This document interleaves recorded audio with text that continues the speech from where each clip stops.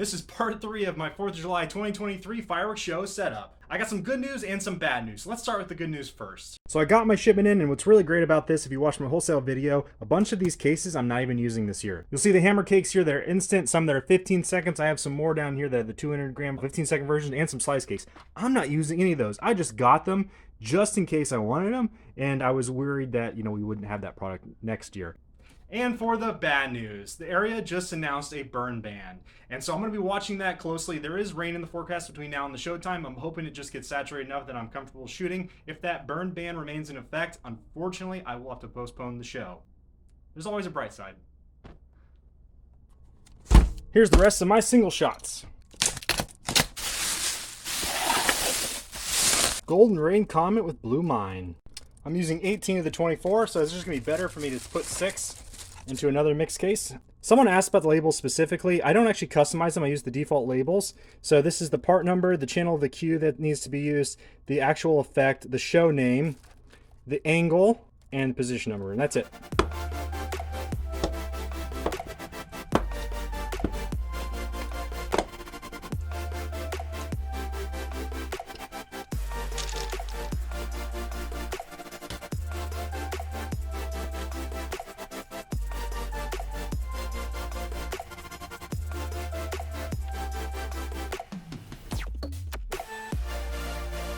My friends, I went to Walmart and picked up some dollar pool noodles, and the goal here is I'm going to cut these down into smaller pieces, and then I'm going to use these pieces to secure my single shot effects.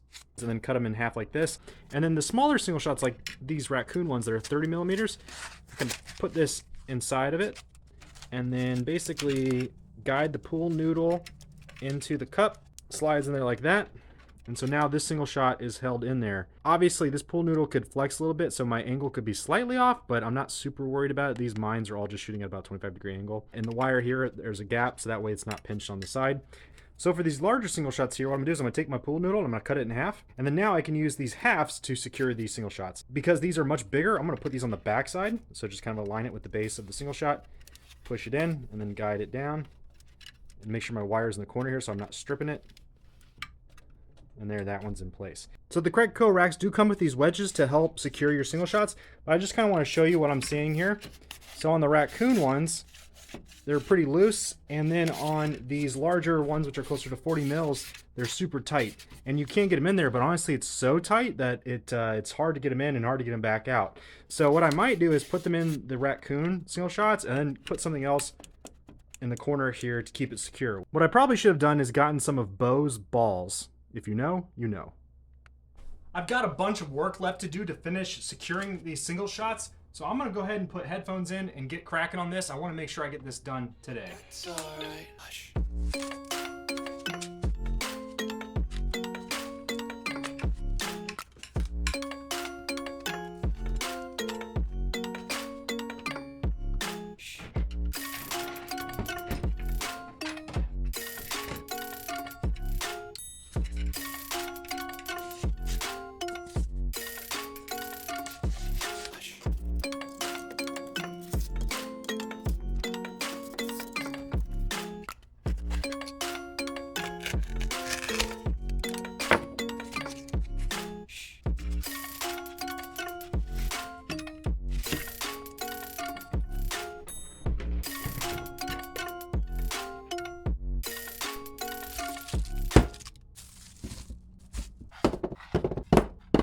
Here are all the ground effects we need to secure down to boards, and you might be thinking this is way less than last year, and that's actually true, but the reason for that is last year I compensated and used a ton of like instant gerbs because I was missing single shots. So this year I have the single shots. So these are 30-second flames, 2 sets of 5, 30-second strobes, 2 sets of 5, and 10-second gold gerbs, but I also have that waterfall effect we need to test, and also the ground wheels as well. So I feel like we did a good job covering probably about 4 minutes of the 7.5 minute show with ground effects.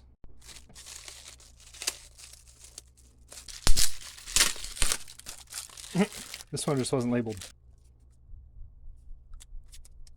So this position here, yellow flames, yellow strobes, and this is also positioned with yellow cross sets. So I tried to keep certain positions grouped like that. each board is for its own position.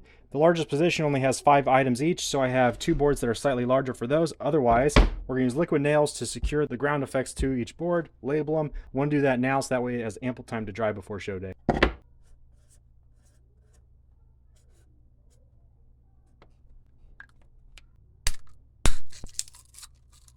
So the E-matches come up underneath the top here, and I don't know how protected they are, so I just want to note this. It's probably best not to slam these down upside down very hard, just in case you cause impact to that match head.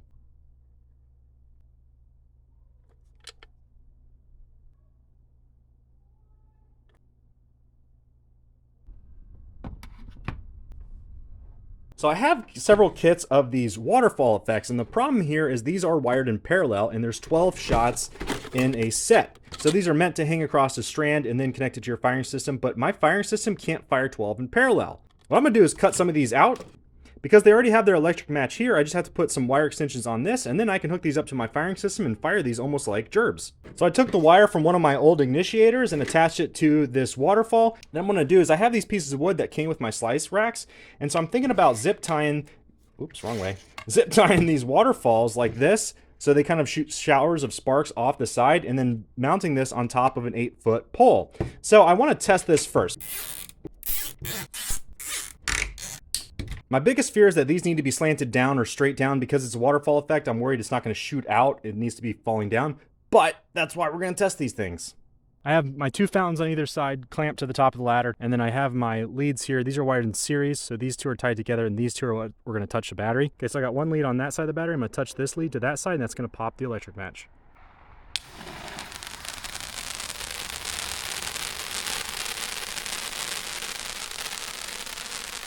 I think that's going to work out really well. So that's a 6-foot ladder for reference. My towers were going to be 8 feet. I mean, obviously I could go 12 feet and they would hang further down the ground, but I think that's going to look awesome.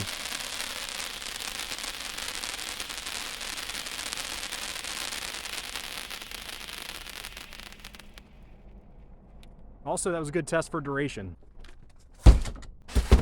With that last shipment, we got in our final 60mm single shots.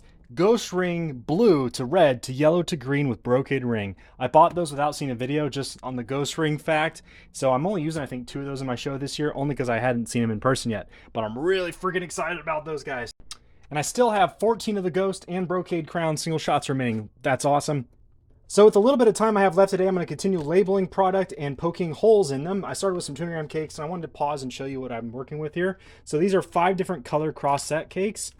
20 shot yellow cross set, 20 seconds, so it's going to be like a neon cross set effect. And one of the things I'm doing differently this year versus years past is years past I would just have some ground effects going, and that could be 10, 15, 30 seconds, sometimes depending on the song for the intro. This year I might have ground effects going, for example, flames, like a yellow flame, and over top of it a yellow cross set. So that way there's something in the sky, and these are lower noise effects, so it kind of still plays with that beginning part of the song.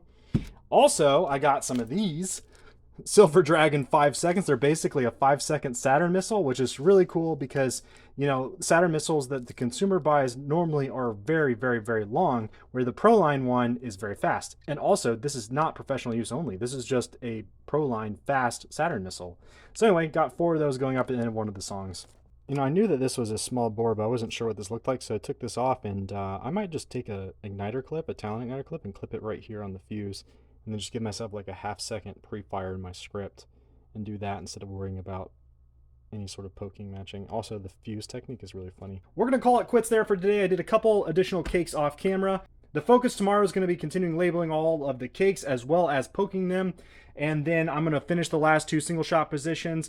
And then the last day of setup, we're going to do our shells. Hopefully all of our towers, which include the waterfall effect we tested, and some wheels. As always, let me know if you guys are enjoying this series, and I'll see you in the next one.